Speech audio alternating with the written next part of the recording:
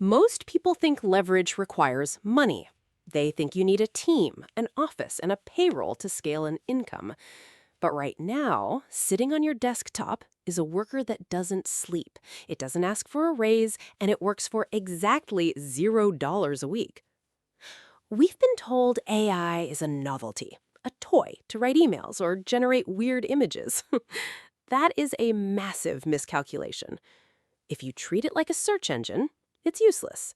If you treat it like an employee, it changes your entire financial baseline. Let's look at the actual math behind a zero-cost worker. Let's look at a standard week. Assume you want to start a small side income or optimize your current work. To do that, you usually need help. If you hire a basic virtual assistant, you might pay them $15 an hour.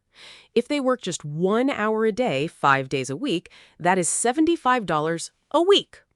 Over a month, that is $300 out of your pocket before you even make a profit. For most people, that risk is too high. Now, let's apply the $1 rule. If you use a free AI tool, your cost for that hour of labor is $0. If that tool saves you just 1 hour of manual research, formatting, or writing a day, you have effectively saved $15 a day. Multiply that by 20 working days in a month. 15 times 20 equals 300. You didn't need to find $300 in your budget. The AI tool just handed it back to you in recovered time. The lesson here is simple.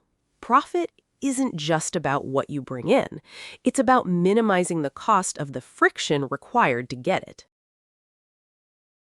If the math is that clean, why isn't everyone wealthy?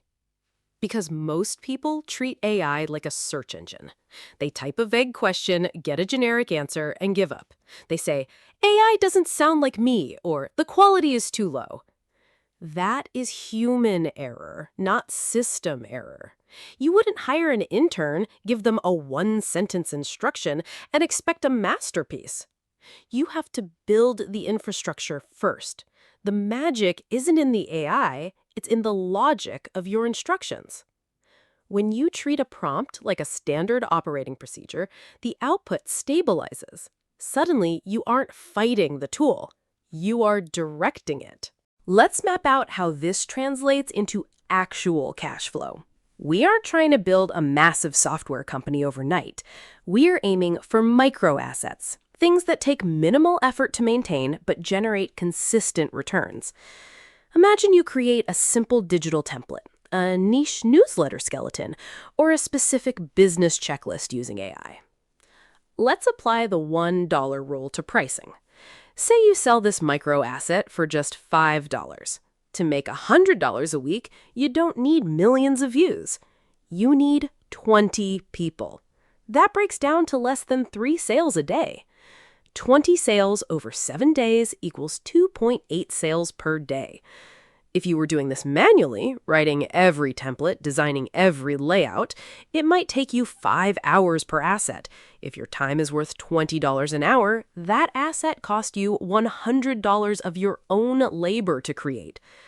With AI, your creation time drops from 5 hours to 15 minutes. Your cost to create the asset is effectively $5 of your time. If it takes $5 to build a product that pays you $100 a week, the math becomes completely asymmetric. You are no longer trading hours for dollars. You are trading systemized logic for profit. But here is where most people ruin their progress. They see the speed of AI and use it to flood the internet with noise. They generate thousands of generic blog posts or automated videos that say absolutely nothing new. They think scale is the goal. It isn't. The market doesn't pay for raw volume anymore. It pays for curation. If an asset looks like it was generated by a machine in 10 seconds, its value drops to 0. The goal isn't to remove the human from the loop. The goal is to use the machine to handle the heavy lifting so your human logic can focus on the final 10% of quality. AI gives you speed. You must bring the direction. If you combine lazy execution with automated tools, you just automate your failure. To wrap this up, let's run a quick audit of your own time. Everyone has the same 168 hours in a week. Let's assume you work a standard job or spend 40 hours a week on your main income. If you want to build a secondary stream, you might realistically have 10 hours a week to spare. If you spend 8 of those hours doing low-value administrative work, formatting, sorting data, or writing repetitive copy, you only have 2 hours left for strategy. Let's look at what happens when you shift those 8 hours to an AI worker. Activity, admin heavy lifting, without AI, 8 hours, with AI, 1 hour. Strategy and growth, 2 hours, 9 hours.